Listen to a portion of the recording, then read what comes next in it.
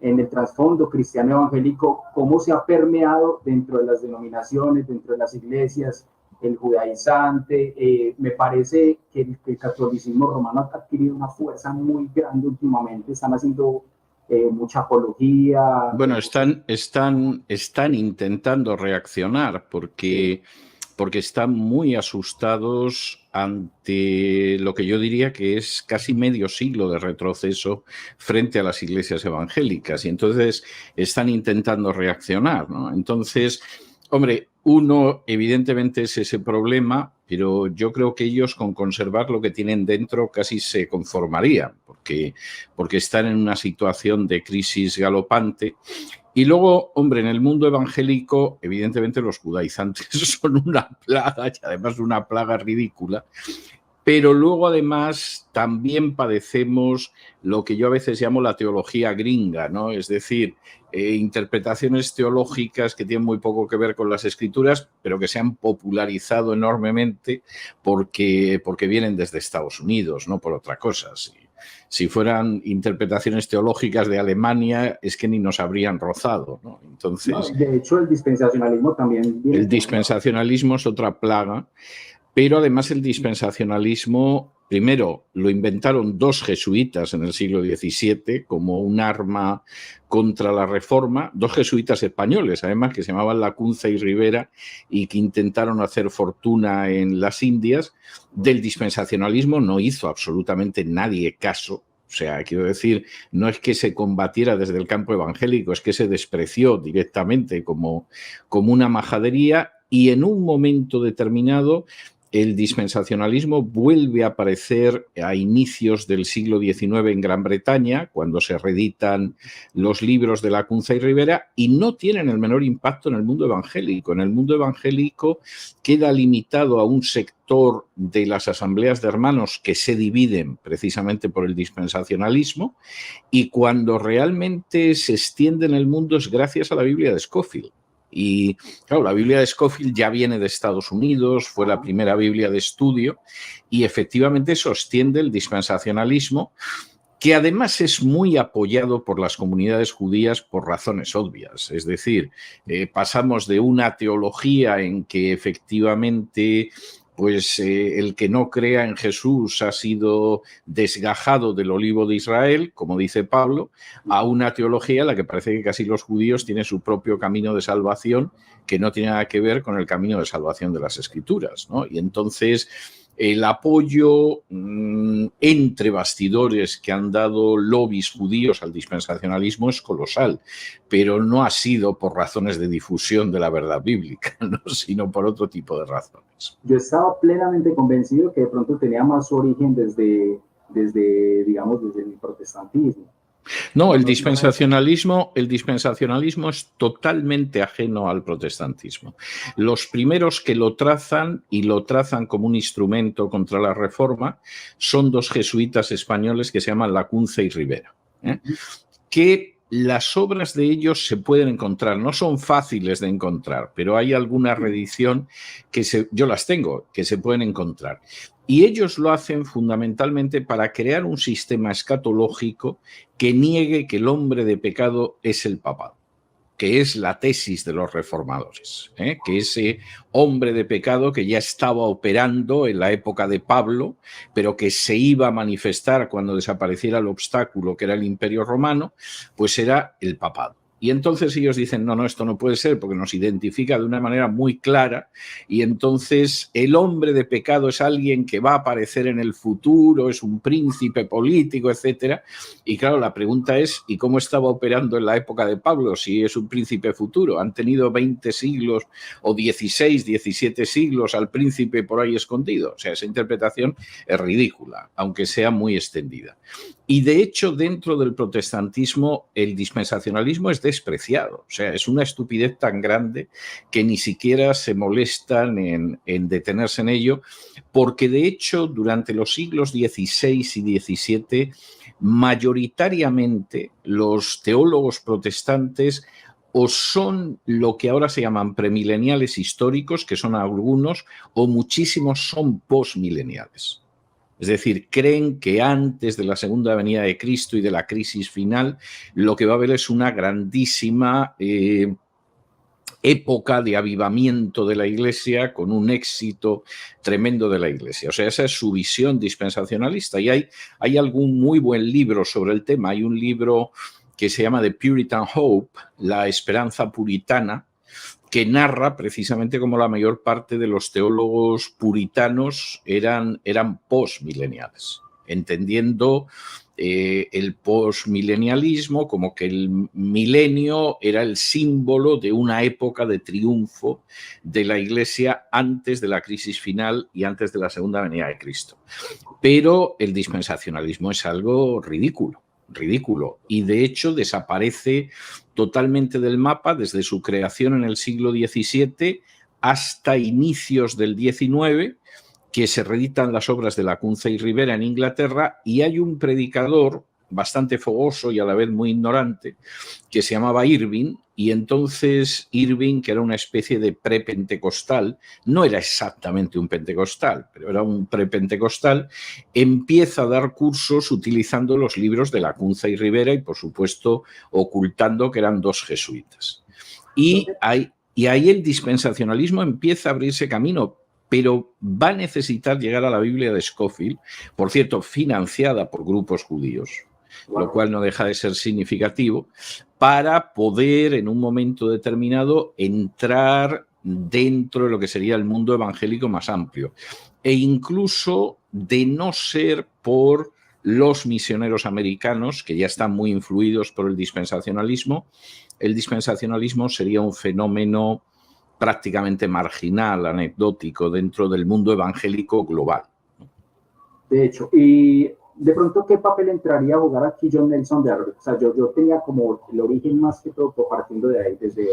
Perdón, ¿qué papel jugar? Sí, John Nelson Darby sería como un discípulo de estos señores que... Bueno, lo que pasa es que luego el dispensacionalismo experimenta una nueva mutación en la época de la Guerra Fría. Es decir, el dispensacionalismo antes de la Guerra Fría, bueno, pues era el dispensacionalismo, creía en el arrebatamiento pretribulacional, etcétera. Pero claro, toda esa lectura que luego aparece en autores como Hal Lindsey y Pentecost y Tim LaHaye y todo, bueno, eso no se le ocurre a nadie, o sea, eso ya es la escatología gringa, ¿no? De hecho, cualquiera que lo vea se da cuenta de que los malos son los malos de la Guerra Fría, de acuerdo a Estados Unidos, claro está, y los buenos, pues evidentemente son los buenos de la Guerra Fría, porque incluso Estados Unidos parece que desaparece de ahí, el anticristo surge en la Unión Europea, por supuesto Rusia y China y los árabes son muy malos, y Israel es buenísimo, o sea, es la lectura del Departamento de Estado, pero es ridícula desde muchos puntos de vista. Claro, esto a veces llega a un grado tal de ridiculez que si no fuera porque hay gente que se lo cree, sería para partirse de risa. O sea, cuando de pronto te dicen que la guerra de Gog y Magog es Rusia porque Ros, Mesec y Tubal son Rusia, Moscú y Tobolsk, claro, cualquiera que sabe hebreo se parte de risa porque dice, bueno, vamos a ver, primero de entrada, Ros lo único que significa es cabeza o jefe. Es más, creo que la Reina Valera no traduce Ros, traduce literalmente cabeza o jefe. Hay otras versiones que han dejado Ros, con lo cual puedes decir que Ros es Rusia, ¿eh? Pero eso es un disparate. Y segundo, Mesec y Tubal son poblaciones de Asia Menor que no tienen nada que ver ni con Rusia, ni con Moscú, ni con Tobolsk, ni con nada. Vamos, si usted le pregunta a un rabino por Mesec y Tubal y le dice si eso es Moscú, pues mire usted, el rabino se va a partir de risa, ¿no? Como diciendo, pero este señor, ¿qué sustancia consume para tener estas alucinaciones, ¿no? Entonces, realmente, claro, el dispensacionalismo es ridículo. El problema es que, claro, y mucha gente se lo cree, ¿no? Como se creen las apariciones de la Virgen también, si eso vamos. No, y me atrevería yo a decir de pronto desde mi punto de vista personal que solamente basta una lectura hasta honda personal de las escrituras para no identificar que es una falsa enseñanza, ¿verdad? Bueno, yo no tengo ninguna duda. Vamos a ver, yo no he sido nunca dispensacionalista. O sea, yo no es que lo haya sido en un momento determinado y luego llegué a la conclusión de que era una pavada y lo dejé, que conozco a mucha gente que ha sido así, ¿no? yo me acuerdo cuando yo me convertí, el dispensacionalismo era muy popular. Además, en aquel entonces se acababa de publicar el libro de la agonía del gran planeta Tierra de Hal Lindsey, que fue un bestseller. Y yo recuerdo que yo leí el libro de Lindsey y yo dije, este tipo ha perdido la cabeza. O sea, es que uno va a los textos que cita de la Biblia y los lee en la Biblia y tú dices, pero este sujeto está enloquecido, ¿no? Y me acuerdo que no muchos años después, Lindsey, como mucha de esta gente, dio una fecha para el arrebatamiento y no hace falta decir que no acertó. Porque esta gente cada cierto tiempo te da una fecha, generalmente con unos cálculos ridículos, y claro, siempre fallan como no podía ser de otra manera. O sea, tampoco voy a decir yo que me sorprende, ¿no? Lo que me sorprendería es que acertara, ¿no? Pero me atrevería a decir que de pronto también es gran participante de esto Hollywood, Dejados Atrás, Bueno, claro, porque aquí hay otro elemento que no se puede... No sé si estamos grabando esto o no lo estamos grabando, ¿qué es? Porque a lo mejor hubiera merecido la pena grabarlo. Sí, vamos a ver. Mi canal que ha grabado. Vamos a ver, Hollywood tiene un papel muy importante porque Hollywood siempre ha sido un gran dispensador de ideología. Lo que pasa que ha habido una época en que Hollywood la ideología que tenía era noble. Era el amor a la familia, era la fidelidad conyugal, era la integridad, era el desprendimiento, y entonces ibas a ver una película y aparte de entretenerte, los valores eran buenos. Y luego ha habido una época en que los valores de Hollywood cada vez son más diabólicos, es decir, y el cine además cada vez es peor, que puede haber un cine que los mensajes sean malos y sea bueno técnicamente, no, ahora es malo y además los mensajes son así. Entonces, claro, la serie de Dejados Atrás encaja perfectamente con esa visión del Departamento de Estado de Estados Unidos. Es decir, los rusos por definición son malignos, los árabes ni te cuento, los israelíes no pueden ser mejores, o sea, es una visión absolutamente ridícula que demuestra una ignorancia y una parcialidad tremenda de lo que es el panorama internacional, pero que no es inocente. Es decir, es adoctrinar a la población en quienes siempre son los malos muy malos y quienes siempre son los buenos muy buenos. Lo que pasa, y este es uno de los problemas, los libros leídos son ridículos, pero leídos, como al final el lector tiene que poner algo de su imaginación, resultan algo más verosímiles. Cuando los ves en película, eso es el disparate elevado al cubo. O sea, yo he visto alguna de las películas y ha sido casi como tener que tomarme una receta amarga contra el ardor de estómago, porque tenía que ver la película para poder opinar y estaba pensando qué hora y media que podría dedicar a algo útil estoy perdiendo viendo esta payasada, ¿no? Pero reconozco que a la gente le entretiene, claro, pero a la gente también le entretiene la ciencia ficción y eso no quiere decir que el planeta de los simios sea real, ¿no?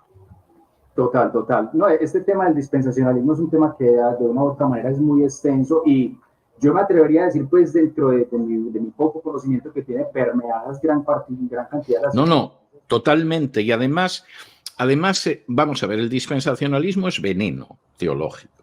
O sea, llamemos a las cosas por su nombre. Pero además el dispensacionalismo tiene consecuencias que son terroríficas. Por ejemplo, hemos perdido por lo menos 2 generaciones que se han estado mano sobre mano, que no se han educado, que no se han formado, que no se han involucrado en la marcha de su sociedad, porque el arrebatamiento iba a ser la semana que viene. Es decir, el daño que eso ha hecho al pueblo de Dios es incalculable. Entonces, alguno me puede decir, bueno, pero las iglesias evangélicas han avanzado muchísimo en Hispanoamérica. Sí, pero no gracias al dispensacionalismo, a pesar del dispensacionalismo. Y es verdad que tienen mucho peso social, pero están empezando a darse cuenta de lo que es ser sal y luz en su sociedad, porque gracias al dispensacionalismo lo que vivían era debajo del almud y a la espera de ser arrebatados en cualquier momento y, por supuesto, sin hacer nada en este mundo para ser sal y luz. De manera que, claro, como todas las herejías, pues el dispensacionalismo es muy dañina, aunque haya gente que le divierta mucho, ¿no? Divierta mucho decir tonterías en términos generales. O sea, yo reconozco que según me pilla el día me da mucha tristeza y según me pilla el día suelto una carcajada. O sea, yo cuando he oído los que decían que la guerra de Ucrania pues es la guerra de Gog y Magog y tal, recuerdo que la primera vez que lo oí, que fue viendo un documental, solté una carcajada, no lo pude evitar. O sea, dije, pues este sujeto no sabe el disparate que está diciendo.